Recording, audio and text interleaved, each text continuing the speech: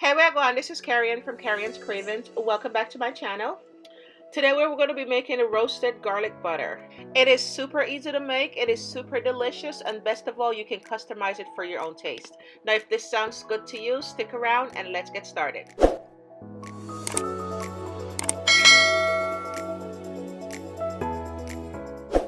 So for this recipe, I'm going to be using 2 medium heads of garlic, and I went ahead and gave them a quick rinse, and now I'm patting them dry. So next you want to cut about 1/3 of the garlic top off, leaving the cloves exposed, just like I'm doing here. So feel free to peel back some of the outer layers. Sometimes it can be a bit excessive, but don't remove all of it because we need it to protect the garlic to keep it nice and moist while it's roasted. So now you want to grab a piece of foil sheet and you're going to go ahead and transfer your garlic onto that sheet and place it right in the center. Then you're going to drizzle some vegetable oil over your garlic heads, and we're going to wrap it in a foil and transfer that to our baking sheet. So now we're going to toss these in the oven and roast them up for 30 to 35 minutes on 350 degrees or until they're soft on the inside and caramelized on the outside. So while our garlics are being roasted, we're going to go ahead and prep our herbs. I am using fresh herb for this recipe, but dry herbs are fine as well. Also, you are not restricted to only use rosemary and thyme. You can use any variation of herbs, whatever your favorite herbs are. Go ahead and use those. So I'm just removing the rosemary from the wooden stem before I mince them.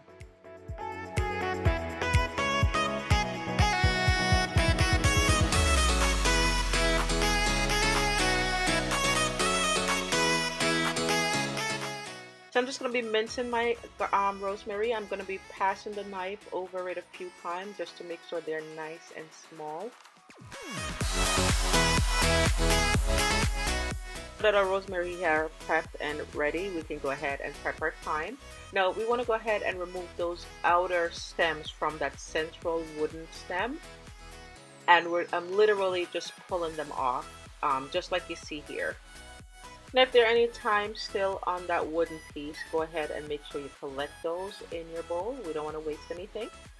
Now there are 2 ways to remove the rest of the thyme leaves from the stems. You could do what I'm doing here and literally pulling them off by hand, or you could chop up all the remaining thyme and stem and use the entire thing. There is no wrong way. It's a matter of preference, and the choice is completely up to you. Whichever method you choose, you'll keep going until all your thyme has been prepped and ready to go. So this is what the end results look like. So you can go ahead and set this aside with your rosemary. So now we've arrived at that 35-minute mark, and go ahead and remove your garlic from the oven.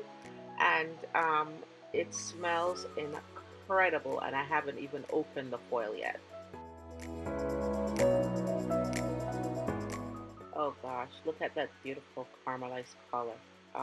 This smells and look so amazing. This is perfect. This is exactly how we want it to look. So we're going to go ahead and set these aside and allow our garlic to completely cool.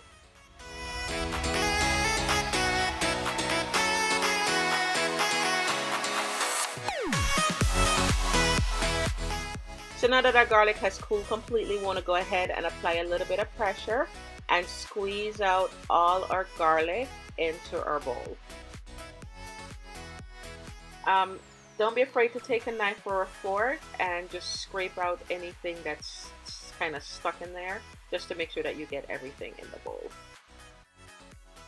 And I'm going to do the same for garlic number 2.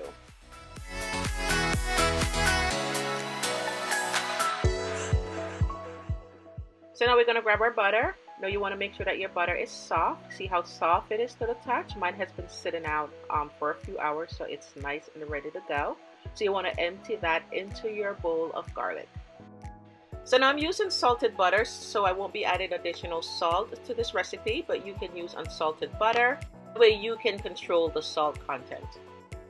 Now I'm going to be using a fork to combine my butter and my garlic.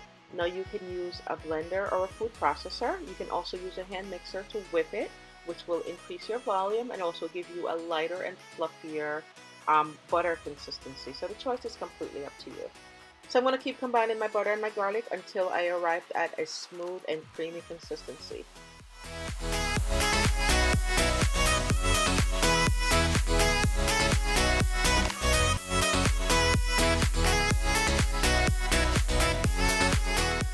And here we are, and look how nice and creamy and smooth that is. This is exactly the consistency we're looking for. So now we're ready to start adding our fresh herbs, so we'll just add them one by one. So I'm adding my thyme, and then I'm going to follow that up with my fresh rosemary.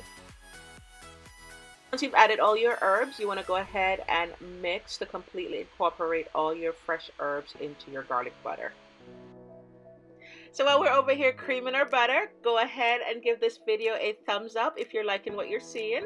Also, don't forget to subscribe to our channel and hit that notification bell so you are first to be notified when a new recipe is released. And here's our final result. Look at that, how nice and creamy, and this smells so delicious right now. So now that we've made our butter, we want to go ahead and wrap it in a cling wrap. We're going to make a sausage log, so you want to go ahead and place it in the center of your piece of cling wrap.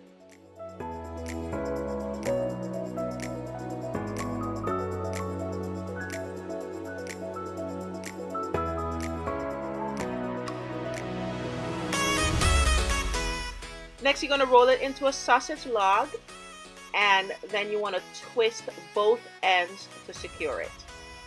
And then we're going to place it in the fridge to chill and harden until we are ready to use it.